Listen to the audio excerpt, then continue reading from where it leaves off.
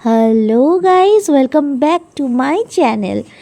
আগের ভিডিও দেখে অবশ্যই তোমরা বুঝেই গেছো যে আমি কোথাও ঘুরতে এসেছি, আর সেটার রুমও তোমাদের সাথে শেয়ার করেছি। যাই হোক, দেখো আমার ট্যুরের জন্য আমি বাড়ি থেকে রওনা দিয়ে দিলাম। আমি আর আমার হাজব্যান্ড ঘুরতে যাচ্ছি।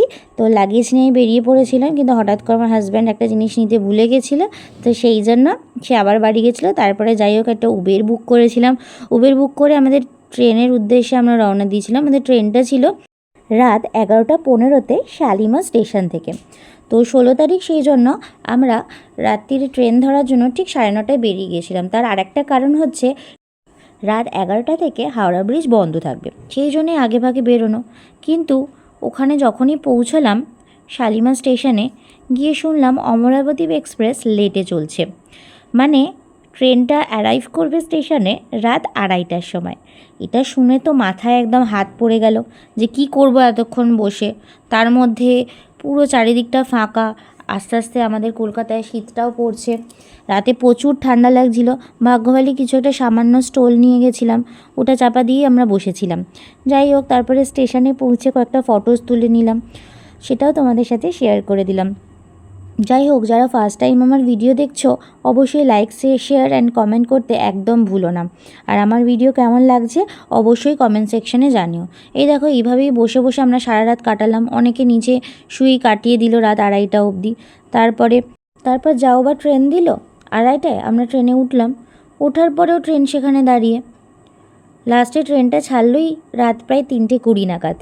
তারপর আমরা যাত্রা শুরু করলাম। যেহেতু খাওয়া দাওয়া করেই বেরিয়েছিলাম, তো সেহেতু ট্রেনে উঠেই আমরা আবার শুয়ে পড়েছিলাম। যে ট্রেনটাও চলে এসেছিলো, কিন্তু অমরাবতী এক্সপ্রেস যে এত লেট করবে একদম আমরা ভাবতে পারিনি। তো তারপরে শুয়ে পড়ে পরের দিন সকাল হলো। সেখানে ট্রেনে যেতে যেতে 2 দিন ট্রেনেই কেটে গেল। যেখানে দেখাচ্ছিল যে প্রায় 4 ঘন্টার লেট, সেখানে আমাদের প্রায় 6 ঘন্টা লেটে আমাদের গন্তব্যস্থলে পৌঁছেছিল। যাই হোক, 2 দিন কোনো না কোনোভাবে কাটিয়েছি। যারা বাঙালি তাদের পক্ষে ট্রেন জার্নিটা ভীষণই কঠিন, কারণ এখানে ইডলি, ধোসা, সাম্বার এইসব জিনিসই পাওয়া যাবে। এমনকি ভাতের মধ্যেও এখানে কারি পাতা থেকে শুরু করে চিকেন থেকে শুরু করে ডাল থেকে শুরু করে বিভিন্ন রকম তরকারিতে তোমরা পাবে সর্ষে আর কারি পাতা আর নারকেলের পেস্ট দিয়ে বানানো সমস্ত কিছু।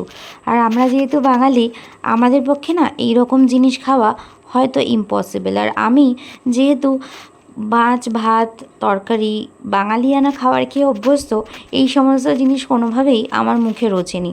যাই হোক, খুব কষ্ট করে এই 2 দিন কাটিয়েছি। আমার বর তো বিন্দাসভাবে, যেহেতু সমস্ত কিছু খায়, ওর কোনোই অসুবিধা হয়নি। এই 2 দিনও বিন্দাসভাবেই কাটিয়ে দিয়েছে।